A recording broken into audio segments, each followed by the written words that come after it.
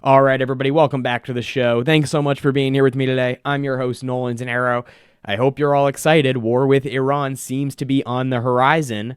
Breaking reports from sources within the administration tell Barak Ravid that apparently there's a 90% chance of a U.S. strike on Iran in the coming weeks. And we're going to take a look today at the prospects of this. We're going to assess all the latest on the negotiations between the United States and Iran. We'll also look over at the Israelis and what they're doing to prepare for this confrontation. They are ramping up their security. They are telling everybody that this is coming in days. So we'll get into all the rising tensions and more on the Quest for Clarity podcast. It is about who we are. It is about what we believe. They're building up this case just like we did in Iraq. Build up the war propaganda. There was no Al-Qaeda in Iraq. The more you tell the truth, the stronger you become. Mr. Speaker, we're not rearranging deck chairs on the Titanic tonight. We're putting coal in the boiler and setting a course for the iceberg.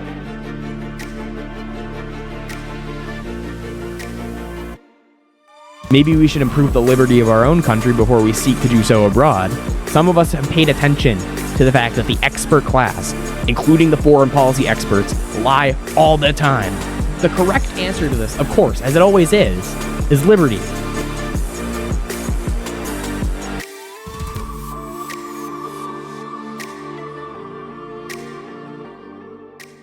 All right, everybody, before we begin, if you wouldn't mind going right down below this video and hitting like and subscribe, I'd really appreciate that. Also, if you wouldn't mind going to my Instagram, X, and Spotify and giving all those a follow, I'd really appreciate that as well. Let's get into the news of the day.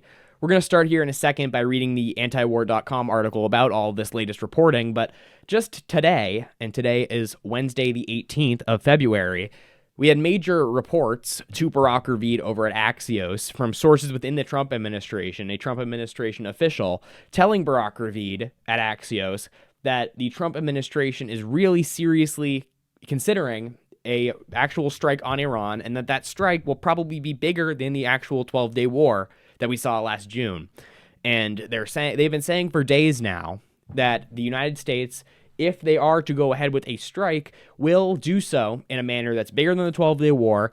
They'll do so for weeks and potentially months long, a protracted military operation, strikes on Iran in an attempt to overthrow the regime. Trump has said repeatedly that he wants any strike or any military action to be quote-unquote decisive, meaning that it will take out the regime without any question. This is what he wants. He likes those types of operations.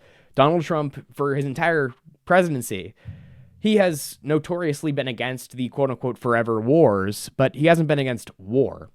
He likes these operations like we saw back at the beginning of this year with Nicolas Maduro in Venezuela.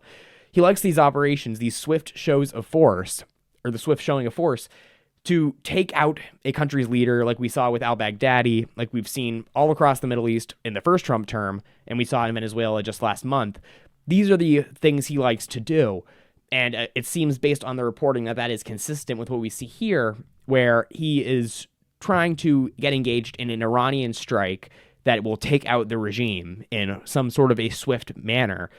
The problem with that is that's not really something that's likely to happen, because we've seen Middle East regime changes play out over the past couple decades, whether it be Iraq or Syria or Afghanistan or Libya. We've seen this attempted time and time again, and it always ends up these long multi-decade wars, multi-year at the very least, where we see mass unrest, we see massive chaos, we see migrant crises into Europe, and just all around chaos that result in a destabilization of the region. And we will get into it in a bit, but Trump might not want that. That could be a perfectly legitimate stance to hold for Donald Trump. Trump might not want chaos. He might not want a protracted war in Iran or in the region. The problem is the third party in this negotiation, Israel, does want that, and that's against America's interest, but they want that because they view it as their interest. We'll get into that in a bit. We'll start off here first by reading the antiwar.com article about all the latest developments in this report from Barak Ravid. And this is from Dave DeCamp at antiwar.com. It says, quote, "The Trump administration is close to launching a major attack on Iran as it continues a massive buildup of military forces in the Middle East, according to a report from Axios reporter Barak Ravid. Sources told Ravid that the potential U.S. attack on Iran would likely be a massive multi-week operation, much bigger than the U.S. operation to abduct Venezuelan President Nicolas Maduro. They said it would also be much broader in scope than the 12-day U.S.-Israeli war on Iran that was launched in June of 2025. Reuters also reported that the U.S. was preparing for a sustained multi-week attack on Iran. Israeli officials said that the Israeli government, which is pushing for the U.S. to pursue regime change in Iran, is preparing for the possibility of an attack starting in the coming days, while other sources put the timeline as a little later, saying the war would likely start in a few weeks. Quote, "The boss is getting fed up," a Trump advisor told Ravid. "Some people around him warn him against going to war with Iran, but I think there is a 90% chance we see kinetic action in the next few weeks." The Axios report noted that there's been little public debate about the potential war amid the major U.S. military buildup, and said that Americans will likely be surprised by the scale of the coming attack. And that last part is also very important. Usually what we see with these Middle East wars for sure, but we saw with Venezuela, it's usually what happens with these wars in general, American wars, American regime changes. The usual timeline of events is that we begin with this heavy push of war propaganda to demonize all the other countries that we're looking to overthrow, and to get the American people at least somewhat on board with a regime change, because we like to emphasize the human rights violations of these countries. We like to say they're not democratic enough, that they don't treat their people with respect or give them human rights. We like to have this heavy propaganda push, not to say that that's not true, but to try and make it seem to the American people that the fact that these countries don't treat their people well is somehow, some way twisted into being relevant into your life. So that's what we usually see with these propaganda pushes. And we did see that to some extent, not to the usual extent with Iran last summer. It was to a much lesser extent, but we did see some public debate about nuclear enrichment, 60%, 90% nuclear enrichment, whether or not they actually had nuclear weapons at the time, whether they were going for them. We saw this public debate play out on the biggest news shows on the internet. So this was a public debate at the time. The difference, what really makes this stand out, this moment in foreign policy, is that there hasn't been any public discussion of this. There's very few shows on the internet or on the news even discussing this at all. It's being discussed on the internet, on these websites, on news websites that are posting articles about it. On Twitter, it's being discussed, but in no formal setting. There have been no real debates about this on, like, Piers Morgan, for example. There have not really been any deep discussions about whether or not this is a good idea for the United States. No one's even really engaging with it. There hasn't been this public conversation about, is this in the United States' interest to go forward with a regime change and to destabilize the region like this? Because what's a common criticism that we see of this administration? We've seen throughout the first year of this administration. This administration is willing to do absolutely anything Israel wants it to do. Well, and just one example that broke today, we don't have to get all the way into it. It's not relevant to this story, but it's relevant to the broader theme here. Israel just today, well, I'll step back a couple months ago, Donald Trump restated the official United States policy position on the West Bank. Donald Trump stated, I believe October or November, that the United States does not support Israel annexing the West Bank. Now, for context, they basically unofficially have annexed the West Bank for decades at this point. They basically control the entire thing, but they haven't officially annexed it. And the Trump administration, just keeping with the United States policy and really global policy, Trump himself said he does not support Israel annexing the West Bank completely. J.D. Vance restated this on his trip to Israel that same month. The Israelis just today began the process of what they're calling de facto annexation of the West Bank. Completely going against what America wants them to do, going against the word of Donald Trump, yet Donald Trump hasn't said anything about this. He was just asked about this the other day, and he clarified again, the United States does not support the annexation of the West Bank by Israel. Yet here we are today, and Israel is now going forward with military operations into the West Bank. They're beginning de facto annexation is what they're calling it, and not a peep from the Trump administration about this. Blatant going against Donald Trump's word about this. Israel blatantly going against America's interests and America's position. Yet we are always expected, say, if Israel goes to attack Iran tomorrow, we would be expected, and it would be presumed that we would do this. We would be expected to either jump in offensively on Israel's behalf in that war, to start launching strikes of our own against Iran on their behalf, or there's no way we wouldn't. We would step in and defend Israel. We would man their Iron Dome and try and shoot down some of the Iranian missiles. And we would rally the troops in the region.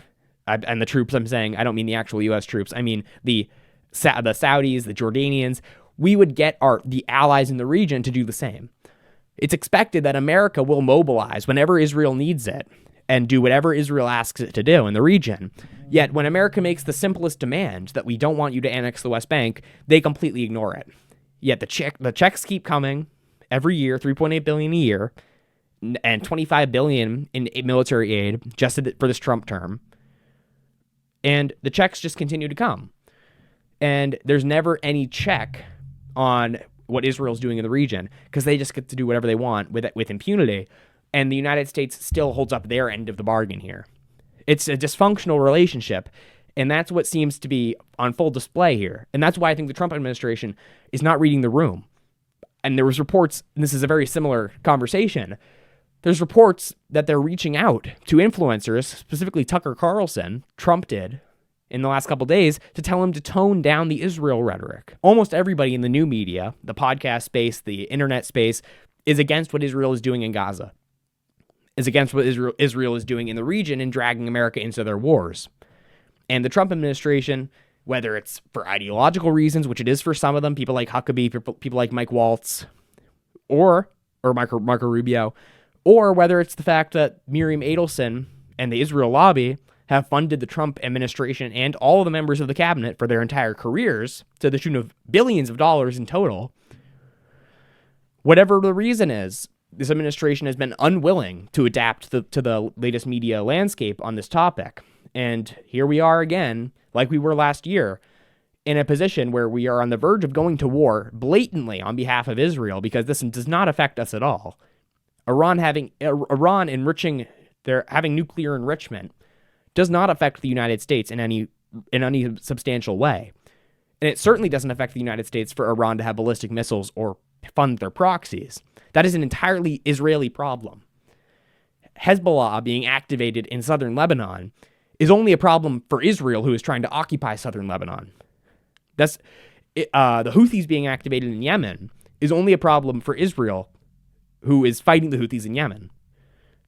This is where Hamas being activated in Gaza is only a problem for Israel. These are not problems for the United States. There hasn't been a Houthi terrorist attack on the United States, or a Hezbollah terrorist attack on the United States, or a Hamas terrorist attack on the United States. We carry this burden of being enemies with all of these groups because they are enemies with Israel. And since Israel has regional goals of becoming the regionally dominant power and expanding their borders outward into Gaza and the West Bank and elsewhere, since this is the situation here, since this is the dynamic, if we're going to maintain this ridiculous relationship with this country, then we necessarily inherit their enemies, and we now have to get involved in what will be a regional war. Let's just talk for a second here on the latest on the nuclear talks. There were just talks yesterday between U.S. and Iranian diplomats in Geneva about the latest dispute over nuclear enrichment. And this is just from the Times of Israel going over all that. J.D. Vance spoke about it on Fox News. And this is the Times of Israel article about this. It says, quote, U.S. Vice President J.D. Vance said some progress was made in the second round of nuclear talks with Tehran in Geneva on Tuesday. Even as Hebrew media said Israeli officials think the indirect talks are likely doomed and the U.S. President Donald Trump and his close advisors seek to strike Iran. Quote, in some ways it went well. They agreed to meet afterwards, Vance told Fox News of the Geneva round. But, quote, but in other ways, it was very clear that the president has set some red lines that the Iranians are not yet willing to actually acknowledge and work through. Among those red lines is that Iran must not obtain a nuclear weapon, said Vance, arguing that a nuclear Islamic republic would lead to an arms race across the world that would be dangerous for America. While Iran claims it's not seeking nuclear arms, quote, there are a number of things that make it clear they are interested in acquiring a nuclear weapon, said Vance. So, apparently, these talks went quote-unquote well, and this is the dynamic here. If if the negotiations were just solely between the United States and Iran, it's actually very possible and bordering on likely that a deal could be reached where we could have Iran ship out their nuclear or their enriched uranium to a third-party country, perhaps Russia or something, and they could limit their nuclear enrichment for a couple of years, a period of a couple of years, to cut off nuclear enrichment for a couple of years, and we could make some sort of a deal here. Trump could make a deal if it was just Iran and America, because it's in both of these countries' interests to make a deal, because neither of these countries actually wants a war. Iran does not want a war with the United States because they know that would likely result in them being overthrown if the United States actually went forward with a full war in the region. The Ayatollah would probably be overthrown. So that's not in Iran's interest. And America, Trump, I don't think actually wants to go to war with Iran. I don't think he actually does. I think he has people in his ear, like Marco Rubio and people like that, whoever these diplomats are that are meeting with the Iranians, in his ear telling him it's a good idea. But I don't think he actually wants to do that. I do think he would be interested in a limited strike to take out the regime if he had the opportunity. But I don't think either of these sides wants a full protracted war with Iran. Where this gets diverted, however, is the third party, Israel. We went over this last episode. Israel does want a war with Iran. They want a regime change. They want chaos in the region. That's their ideal scenario. We went over this last episode. But if the Israelis could snap their fingers and get chaos in the region, if they could turn Iran into Libya, they would do it. Netanyahu literally calls it the Libya model, which is what he wants to do to Iran. He said this back in May or June. He said what he wants to do to Iran is the Libya model, which means overthrow their leader and then leave it in ruins. Because Libya, after Gaddafi got overthrown, is completely destroyed. It's a completely third world country. Not that it wasn't necessarily before, but it's completely destroyed. It's run by a bunch of warlords, and it's run by rivaling gangs. And Tripoli is one of the most unsafe cities in the world now. And this is a result of the NATO-backed overthrow of Muammar Gaddafi. And Netanyahu says that he wants to do to Iran the Libya model, which means overthrow the regime and leave it in absolute ruins so it can't threaten Israel. So the interests of these two countries, again, this is why negotiations that involve Israel necessarily cannot work. Israel will never accept it, and they say it out loud. If America, and they've said this, Netanyahu said this last week, if America and Iran make a deal that does not address the ballistic missiles and does not address the support for proxies in the region, then Israel will heavily consider striking alone, independently, on the ballistic missile sites in Iran. Israel is saying out loud that if the United States makes a deal that does not address the unreasonable red lines that they are intentionally making unreasonable, then they will independently go and strike Iran. And don't get it twisted at all. Don't let this trick you.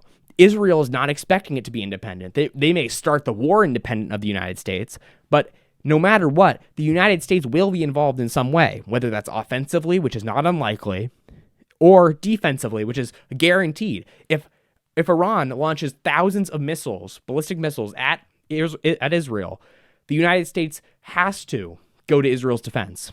That is an expected outcome. So the third party here, Israel, is looking for war no matter what. So even if we had a scenario where nuclear enrichment is addressed and the United States and Iran make a deal that both sides are happy with on nuclear enrichment, there is still Israel that wants war and have said it repeatedly. Lindsey Graham just went to Israel the other day and met with Netanyahu and said in a speech that the ideal outcome here is regime change. They are threatening to overthrow the Iranian regime with or without the United States' offensive help. But they are not under the impression that if they went ahead and did it, that the United States wouldn't go ahead and help them out.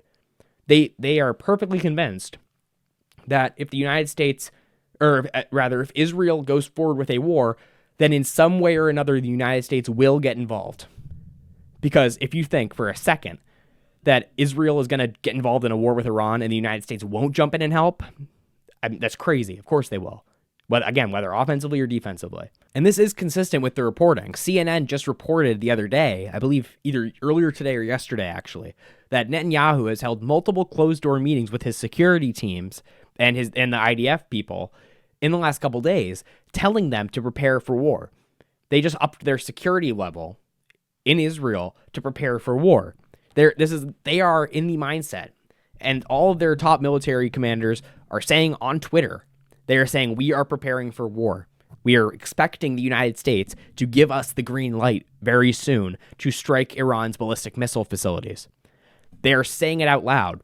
And yet any narrative that you're being told that says that Israel doesn't want war, or Israel wants peace, or that Israel isn't preparing for war, or Israel doesn't have different interests than the United States in all of this, is a lie based on Israel's own words. This isn't me making this up.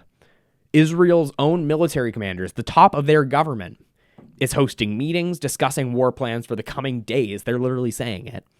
They're discussing upping their security level in the country. And they are saying on Twitter openly that they expect the United States any day now to give them the green light to go forward with attacks on Iran's ballistic missiles. So they are saying it out loud. This is not me making this up at all. And this is consistent as well with the military buildup in the region that we continue to see. This is antiwar.com again. This is just from yesterday. The USS Gerald Ford was just sent to the region. What the military buildup in the region is insane right now. The amount of military assets we have in the region, that alone almost is enough to convince somebody that we are going to war here, because the amount of money and time and energy that it has spent building up this military buildup in the region over the past couple of weeks, it would not be worth it. A reasonable person could say that it wouldn't even be worth it, this whole show of force, if the end goal here wasn't a war, because we have sent a massive, one of the biggest military shows of force that we've seen in a long time to the Middle East amid these tensions.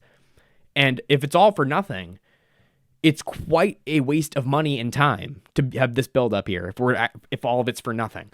This is antiwar.com again. This is Dave DeCamp. Quote, the aircraft carrier USS Gerald Ford and its strike group are crossing the Atlantic Ocean and headed towards the Middle East, a U.S. Navy official told USNI News on Tuesday, as the U.S. continues its massive military buildup in the region to prepare for a potential attack on Iran.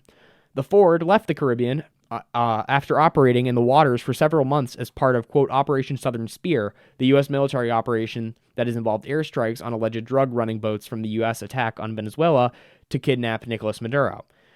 The Ford will be the second U.S. aircraft carrier entering the U.S. Central Command's area of responsibility, joining the USS Abraham Lincoln, which has been operating in the Arabian Sea. If the Ford is deployed through mid-April, it will break the post-Vietnam War 294-day record for U.S. carrier deployments. So this again speaks to the level here that we are operating. The amount of military assets that have been sent to the region, aircraft carriers, all the rest, that have been sent to the region is astounding. And if it's all for nothing, okay.